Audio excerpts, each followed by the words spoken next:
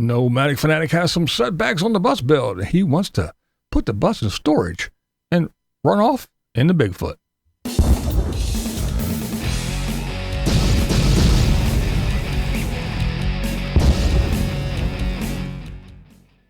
That's right, Tater's discouraged with the bus build, but first let's talk about... Timmer! Yeah, we gotta talk about Tim real quick. I went over to the channel and just perused the thumbnails and titles, and of course, it was too much for me. I couldn't handle it. Timmy went to Bendover Park, and he went to Dick's to feed his shoe addiction. And then, of course, he went to Walmart. All that was just too exciting for me. It was just so overwhelming and too much new, fresh stuff that we've never seen before from Tim. So I didn't dare click to watch anything because, again, it was just, the excitement, the thrill of it all. It was just too overwhelming. I mean, a Walmart trip? Wow. So, yeah, I didn't dare click to watch, so I don't know what went on. I just saw and read, so, but it sounded very, very, I mean, a thrill a minute. All right, now we have a cheap off-grid living Mike. Yeah, his wish list, it's working. He's getting handouts left and right, and without those handouts, yeah, there's no way that this off-gridder would be able to survive. There's no way he would be able to be self-sufficient if it wasn't for the hundreds of people that just send him stuff because he cries and pouts and whines and has a little wish list that people can buy him everything that he needs. Because, I mean, remember, folks, off-gridding, easy, cheap. You just have to be a little self-sufficient. So now, because of all his whining, Mike has more screws and joist hangers than Lowe's stores has, because everybody and their mother went out and bought him stuff because he's a little ball baby and can't do anything on his own. It's just, I don't know. It's kind of sad that a man in his 40s can't get the basic necessities that he needs. But at the same time, in the same breath, he tells you how great and cheap his off-grid existence is. That's right. I said existence. It's not his off-grid life because, I mean, you're just existing. You don't have a life if you can't even afford screws, and you say you have to be self-sufficient to live off-grid. Well, anybody can live anywhere if you just make a wish list and go, come on, I really would like to eat tomorrow, so maybe I'll put some food on my wish list and sit back and wait for everybody to supply my self-sufficient ass with everything that I need. Yeah, dude, you're in your 40s, and it is an off-grid existence. Because if you can't even afford screws, sorry, dude. Yeah, you're not self-sufficient, and you are not living. All right, now on to the man of the hour. That's right, Nomadic Fanatic. Who the fuck is Nomadic Fanatic? He's that little pudgy guy that's out there in Quartzsite and pretty much stuck there for a while because, yeah, it's Tater. You know Tater. He has his priorities in a row, right? They're all, no, because of his own mismanagement of his own life, he's in a bind. So first of all, Tater is discouraged with the bus build. Things are going wrong with his mini splits. And yeah, he said he just wants to store the bus and go run off in the Bigfoot. And he even said, don't build a bus, guys. I'm also considering just storing the bus and giving up right now because I am exhausted by this bus build. Don't build a bus, guys. I'm ready to just store it and leave in the Bigfoot. I do not want to be here. This is the one place that I do not want to be right now. And I have to stay here. Also, my motorcycle. I haven't talked about my Harley, guys. They have been diagnosing my Harley for over a week now, and they just finally told me that they figured out the problem. So yeah, Tater's Harley, his little the computer board. It's like most things. But anyway, the whole thing is that Tater's stuck there. He's in Quartzsite. It's hot. The day to get out is quickly approaching. You're out. Tater's stuck because of a couple things. He broke a piece for his mini split. He had to order it, and he has to wait for it to get there. And he has to wait around the area so he can go pick up his beloved Harley. Now, as we just showed that Tater was like, don't build a bus, guy. Everyone told him as soon as he came up with this harebrained idea, lots of people told him, don't build a bus. You're going to get it in way over their head. There's just so many reasons. And everybody told him, but no, it's Tater. He's going to do what he wants to do, and he's going to do it his way. But now, oh, woe is me, don't build a bus, guys. And as I stated, Tater's priorities, they're a mess. Look, if you have X amount of days, and on this day is when you have to leave the area, or you would like to leave the area, or it's going to get to be 100 degrees. Yeah. Don't do anything to get prepared for that day. Go play. Go on a cruise. Hell, go to the races. Go buy a big video game and put that in your bus. Don't worry about installing the AC or anything like that and getting ready for this day. No.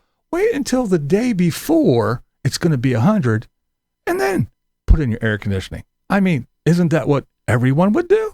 The other thing is Tater does everything all out of order. It's all crazy and ass backwards if you ask me. I know you didn't, but I'm going to tell you anyway. See, there's things called rough-ins, right? You run your electric and your plumbing and all that stuff, and you rough it in and you snub it out and you do everything. Then you put up your walls, your sheeting and all that stuff, and you put your ceiling up and you lay your floors and you do all that stuff, and then you install the things that you roughed in for, right? Your outlets and your sinks and your toilets and all that other stuff that, again, you roughed in for. Oh, no, that's not the way it's done. See, Tater, he puts up walls, no floors or ceiling, but then installs a big TV, a couch, puts in a big video game machine.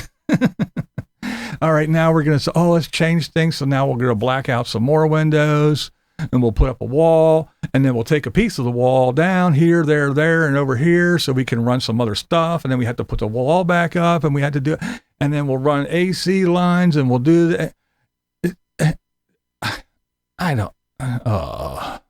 See, there's a logical order to do things, so you don't have to put things up, take them down, put them up, take them down, put this in, take it out. There's just a logical order. I mean, this isn't like building a house, but it is, except you're doing everything yourself. But if you have to coordinate, say, other contractors, you don't bring the carpet guys in before the drywallers and the painters. You just do things in a certain way, in a certain order. Now, we all are very, very well aware that Tater likes to do things his way.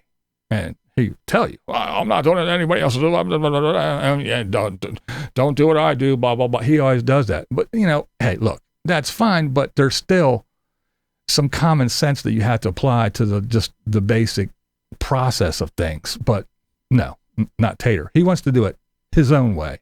And we're starting to see what happens when he does it his way. Now you add on top of that the I want it now syndrome that he has.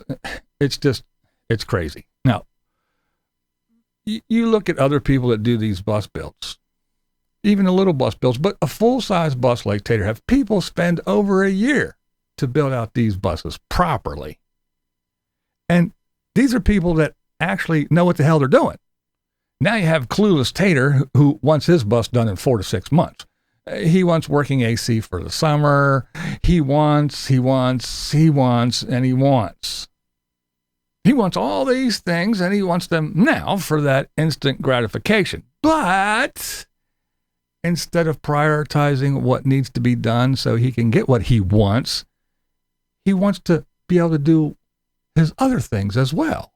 So he'll just run off and play every other day. Instead of working on the mini splits, this is something he's been yakking about since the beginning of this whole thing. But instead of working on that, he will wait until the last minute. And then if there is a little snag or a snafu, he's screwed.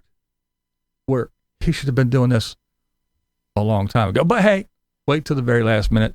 That builds drama for your channel. And then you can cry about things and maybe people will send you money. So instead of having this leeway of time before the heat hits and you have to pack up your little camp that you destroyed with trash and building supplies everywhere and building debris, instead of building that cushion, no, now things go wrong and now everything, you have to get all dramatic and hang your head and you have to show the price of your costly mistake, and now you want to throw in the towel and put the bus in storage because it's just too much and overwhelming. Instead of realizing that there is a deadline, he put shit on the back burner. Instead of prioritizing the build, he installed a video game and went to a bike rally without a bike. At the fault of no one else, but because of his own mismanagement, Tater has a giant bus in 100-degree desert weather without AC. He has a Harley that's in the shop, and he has a truck, a Class C RV, a girlfriend and her bus, no land, and nowhere to go.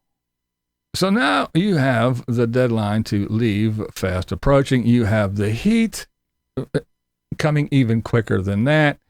And Tater stuck in Quartzsite where he doesn't want to be. He wants to leave so bad, but now he is stuck there with no AC in the heat, waiting for his bike and parts to install, fix, whatever, the mini splits.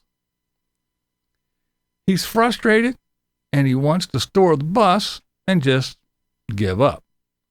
With more vehicles than drivers, and then Tater sold his land and he needs to leave the desert, and what's he going to do? So once again, Mr. Spontaneous does things his own way. He wants instant gratification, yet a cruise is more important than getting things done that need to be done. We can all see very, very clearly exactly what happens when Eric does things his way. This is a line screw 1 in Stockholm, Sweden. And oh, I'm very sorry, this is actually blind views in Stockholm, Sweden, and that is how I see it. Okay, dog. Goodbye. What we do here is go back.